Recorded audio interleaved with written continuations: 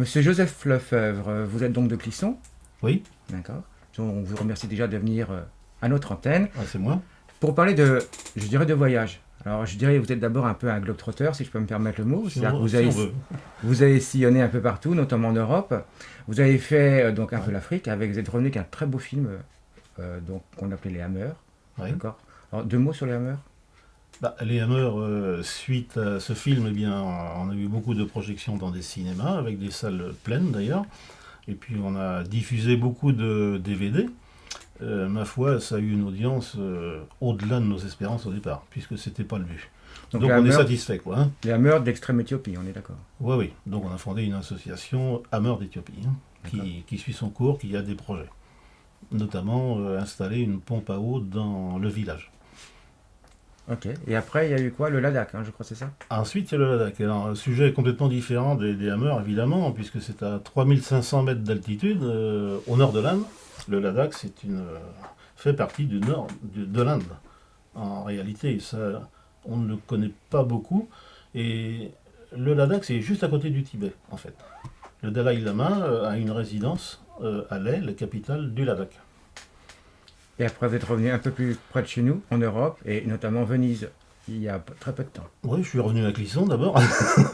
Bon, j'ai pas fait de reportage parce que je pense qu'il y a des gens mieux placés que moi pour le faire. Et puis, eh bien, Venise, c'est la cité des doges. Les doges, c'était des personnes qui étaient chargées d'administrer la cité. On l'appelle aussi la Sérénissime. On l'appelle aussi la cité des eaux. Et ma foi, je pense qu'il y a encore d'autres dénominations. Enfin, c'est déjà pas mal. La caractéristique de Venise, c'est d'être situé sur la lagune. La lagune, c'est un espace d'eau qui est entre le continent et la mer. La lagune, c'est pas fermé. Il y a quand même trois ouvertures qui permettent à l'eau de mer de rentrer sur la lagune, et ce qui provoque parfois des débordements à marée haute, ce qu'on appelle l'aqua alta. Et bon, il se trouve des fois que la place Saint-Marc est recouverte d'eau. Et ça pose d'autres problèmes d'ailleurs. J'y suis allé trois fois. Parce que la première fois, 3 jours, on n'a pas le temps de. Juste la découverte. C'est la découverte pure, mais on n'a pas le temps. J'y suis retourné il y a 3 ans pour le carnaval de Venise parce que on est intrigué quand on parle de ça. Et bien là aussi, j'ai passé que 3 jours. Alors j'ai réussi à faire quand même 500-600 photos, et puis quand on a revu les photos et quand on les a montrées à des gens sur des formats quand même assez importants de 80 par 60 cm, eh bien il y a eu quand même un accrochage de la part des gens. Et là je me suis dit, c'est pas possible que je laisse ces photos-là dans un tiroir. Donc il faut les diffuser. Donc on est retourné cette année, encore au carnaval, mais là on a pris 10 jours, de façon à voir à la fois le carnaval et Venise, parce que Venise, il y avait aussi beaucoup de choses à dire. Alors justement, en restant sur Venise, nous en tant que Français, que faut-il aller voir à Venise? Il faut savoir aussi quand même que Venise, donc, puisque c'est dans presque une mer fermée, pas tout à fait, comme je l'ai dit, mais c'est bâti sur des pilotis, sur des pieux. Alors, une partie de Venise, pas toute Venise, mais donc une partie est sur des pieux, notamment dans des marécages. Et un exemple flagrant, c'est qu'il y a une église monumentale, la Salutée, qui est construite également sur ces pieux, et il aurait fallu, d'après les textes, 1 million de pieux, 1 million pour soutenir cette église. Alors imaginez toute la déforestation qu'on a pu avoir à cette époque pour construire toute la ville de Venise. On circule dans Venise, donc pas en voiture, bien entendu, ça va se faire pendant la partie immergée, quoi. Voilà, donc effectivement, s'il n'y a pas de route, donc tout se passe sur des canaux. Alors il y a d'abord le grand canal qui serpente à travers la ville, qui est assez large, et sur lequel on va trouver tous les taxis, les vaporettos, ce sont des bateaux, toujours. Même la police, même les ambulances. Et puis ce grand canal, il est comment dirais-je, relié de part et d'autre par des petits canaux qui rejoignent la lagune. Et il y a une multitude de canaux, hein, je ne les ai pas comptés. Et ces canaux sont donc, on peut accéder par des ponts au-dessus de ces petits canaux, ce qui fait que un petit pont comptant environ 10 marches pour monter et 10 marches pour descendre, ça fait une vingtaine de marches. Si vous faites une vingtaine de ponts dans la journée, eh bien ça vous fait 400 marches dans la journée. Ouais, il faut quand même de l'huile de rotule. Hein. Donc c'est effectivement très agréable à circuler dans Venise. Alors c'est très agréable. En fait, pendant 10 jours, on n'a fait que ça, tous les jours. De 9h le matin à 18h, eh bien, on ne faisait que marcher. De temps à autre, on prenait le vaporetto parce que quand même, à la fin, ça a commencé à compter, quoi. Hein. Mais c'est très agréable parce qu'il faut voir les gens vivre. C'est particulier. Donc pour nous, Venise fait toujours rêver. Effectivement, il faut y aller. Alors, comme vous l'avez dit, Venise, à partir du moment où on parle de Venise, ça fait rêver. Si on parle du carnaval de Venise, ça fait encore plus rêver. Et je crois savoir que beaucoup de Français vont visiter Venise. Quand on navigue, disons, par-delà les petits canaux, on trouve beaucoup de Français, effectivement, dans les rues. Hein. Je dirais même qu'on entend autant parler, sinon plus français qu'italien. Mais par rapport à la population française, évidemment, ça représente peut-être peu de monde, en pourcentage. Quelques sites principaux que vous pourriez nous conseiller à visiter? Il y a la place San Marco. Effectivement, c'est une grande place qui est bordée par des palais. Le palais des Doges. Les Doges, c'était des gens qui étaient chargés d'administrer la Venise. La tour de l'horloge. Il y a la basilique Saint-Marc, aussi, extraordinaire à l'intérieur. Et puis le campanile, 96 mètres de haut, aussi. Déjà, ça situe le centre de Venise.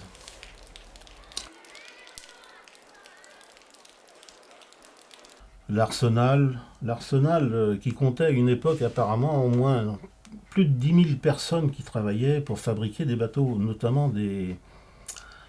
et quand il y avait des attaques des pirates.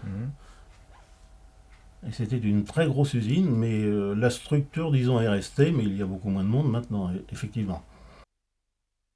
Il y a aussi le ghetto de Venise. Le ghetto, il y a eu des gens qui ont été recrutés à une époque d'Espagne. Enfin, quand je dis recrutés, qu'on a fait venir d'Espagne. Et puis on les a parqués. Et il y avait une fonderie à cette époque-là. Et fonderie, ça veut dire ghetto. Et ça a été le premier ghetto d'Europe. Ça, il faut le savoir. Et donc on peut visiter. Il y a 3 petites synagogues dans ce ghetto. Et puis des images aussi commémoratives. Je n'ai pas parlé des palais qui bordent le Grand Canal aussi, des palais qui sont somptueux et qui servent surtout de musée actuellement. Et je terminerai par l'opéra de Venise, la Fenice. Quand on parle de la Fenice, très peu de gens connaissent aussi, mais la Fenice, c'est un bijou dans un écrin.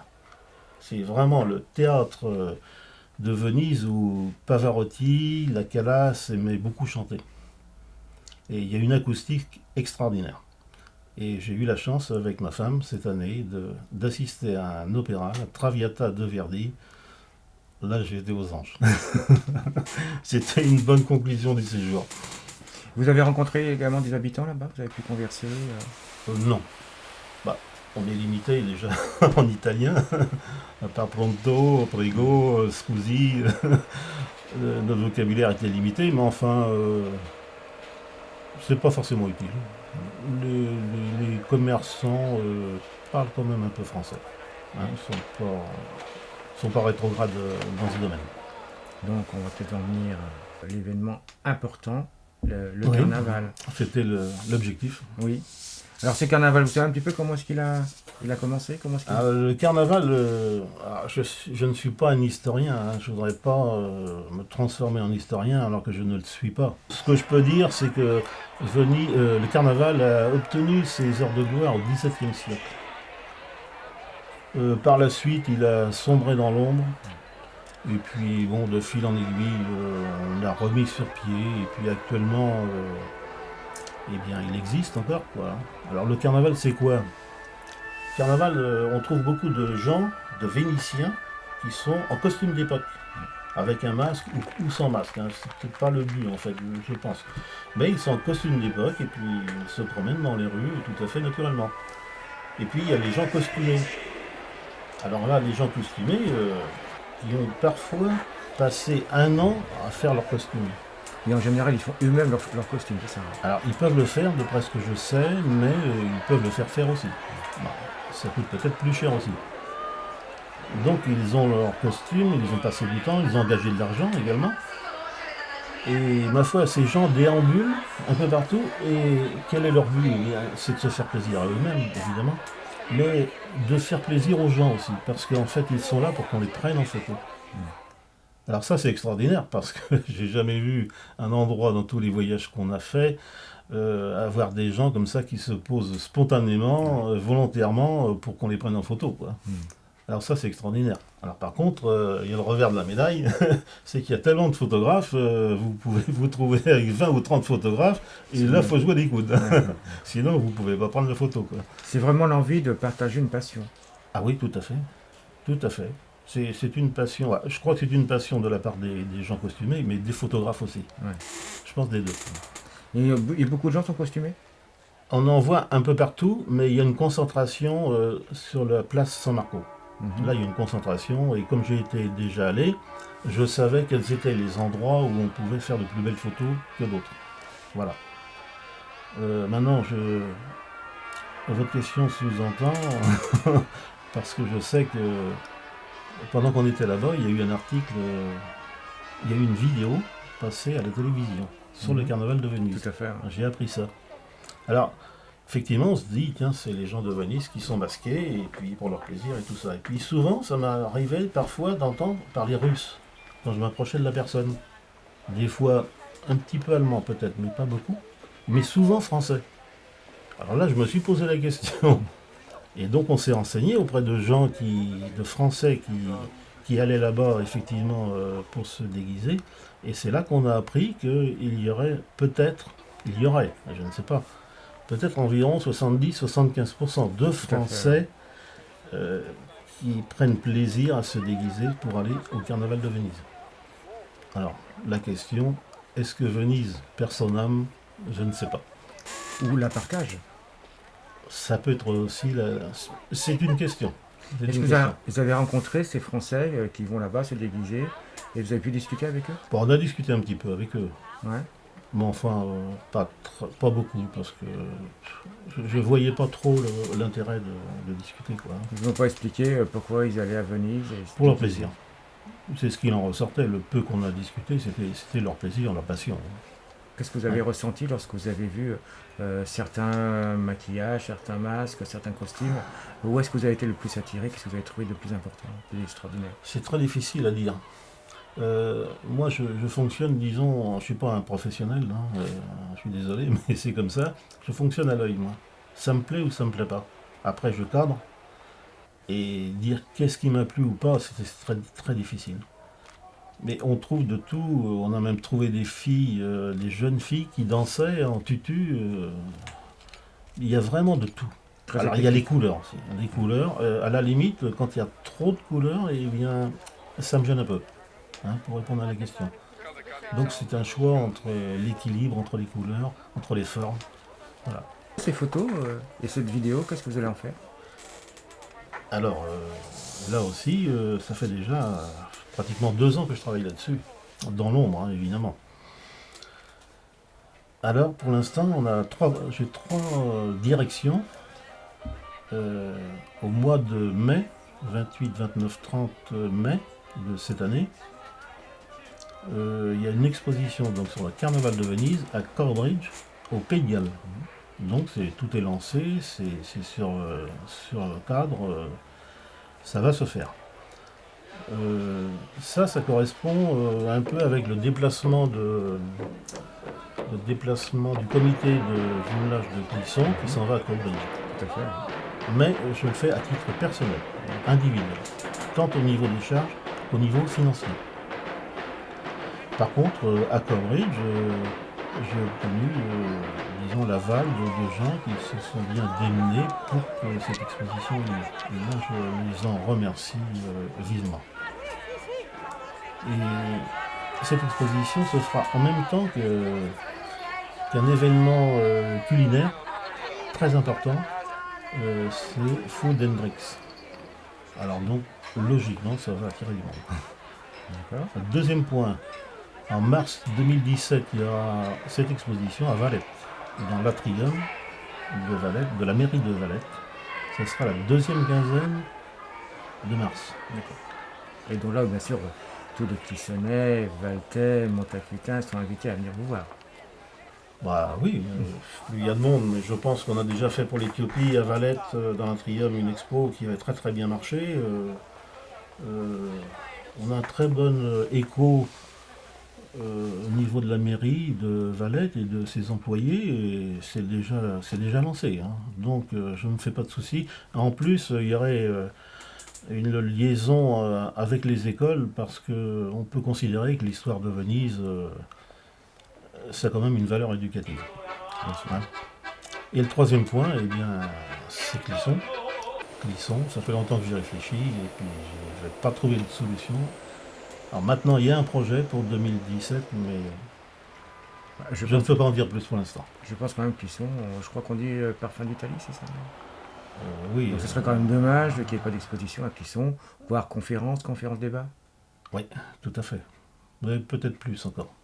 Mais je peux pas en dire plus. Mais je pense que ça a toute chance de se faire, et j'espère au moins. Dernière chose, vous êtes revenu donc de Venise et de ce carnaval. Votre souvenir, qu'est-ce que vous en tirez? Petite conclusion. Satisfait, hein. Satisfait surtout d'avoir... Bon, le carnaval, ça on savait, donc on n'a pas été surpris. La seule chose, c'est que quand on est allé une fois déjà, on est plus exigeant la deuxième fois dans la qualité des sujets. Et c'est un peu plus difficile. Mais en fin de compte, on en a trouvé. Hein.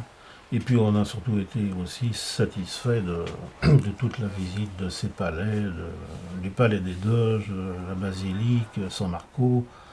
C'est vraiment extraordinaire. Hein. Donc à voir. Ah, pour moi c'est à voir, mais effectivement, je pense qu'il faut un certain nombre de jours.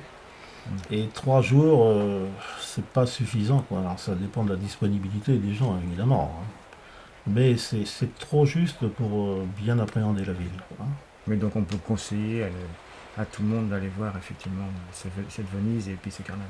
Oui. Alors, bon, il y a des moyens pour y aller à des prix quand même attractifs. Je ne vais pas vous citer quand même de compagnie, mais enfin, il y a des moyens, et puis pour se loger également.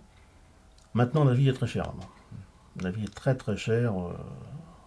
À deux, pour 30 € au restaurant, vous avez un sandwich et une boisson, quoi. C'est tout. Bon, ben d'accord. Voilà. Ben, je vous remercie beaucoup. Eh bien, c'est moi qui vous remercie.